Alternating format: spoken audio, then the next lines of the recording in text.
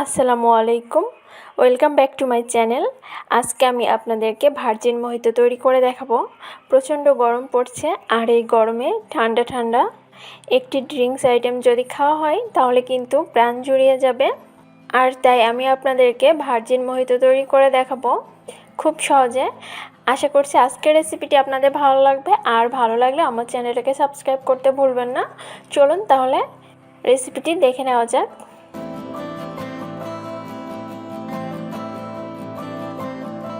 Virgin mojito তৈরির জন্য প্রথমেই নিয়ে নিয়েছি আমি এখানে একটি লেবু।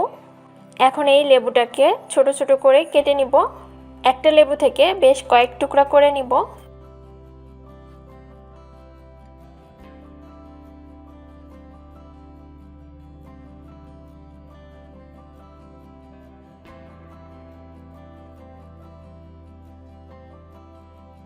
লেবুতে যে বিচিগুলো আছে সেগুলো ফেলে দিব।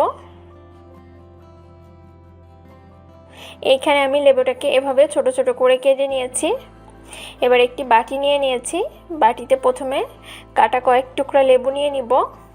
এবার নিয়ে নিব 7 থেকে 8টি পুদিনা পাতা। এখন একটি বেলুনি দিয়ে লেবু আর পুদিনা পাতাটাকে থেতো করে নিব, আর লেবুর রসটাকে বের করে নিব। আপনারা চাইলে এই কাজটি একবারে যে গ্লাসে সার্ভ করবেন সেই গ্লাসে করে নিতে পারেন। আমি পুদিনা পাতাটা বেশি থেতো করব না, এতে করে তিতা হয়ে যাবে। জাস্ট 10 সেকেন্ডের মতো করে নিব। এখানে আমি লেবু থেকে রস বের করে নিয়েছি।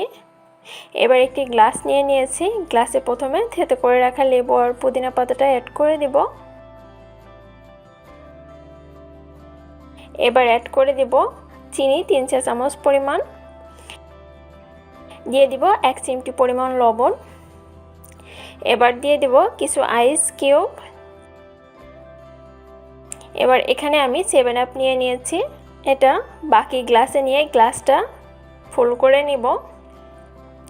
আপনারা এখানে 7 আপ বা স্প্রাইট যে কোনোটা ব্যবহার করতে পারেন।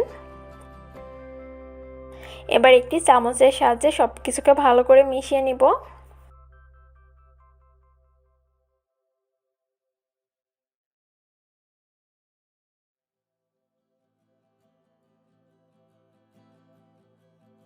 এখন একটি লেবু স্লাইস দিয়ে এভাবে গ্লাসটাকে সাজিয়ে নিব। তৈরি হয়ে গেল আমার ভার্জিন মোহিতো। এই গরমে খুবই রিফ্রেশিং ড্রিঙ্কস এটি। দুপুরে 1 গ্লাস এই ড্রিঙ্কস কী যে শান্তি তা বলে বোঝানো যাবে না।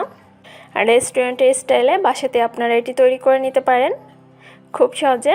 আশা করছি আজকের রেসিপিটি আপনাদের ভালো লেগেছে, আর ভালো লাগলে লাইক কমেন্ট শেয়ার করবেন, আর আমার চ্যানেলটাকে সাবস্ক্রাইব করে পাশে থাকা বেল আইকনটি প্রেস করে দিবেন, যাতে করে নতুন কোনো ভিডিও দেওয়ার সাথে সাথে আপনাদের কাছে পৌঁছে যায়। ধন্যবাদ সবাইকে। আল্লাহ হাফেজ।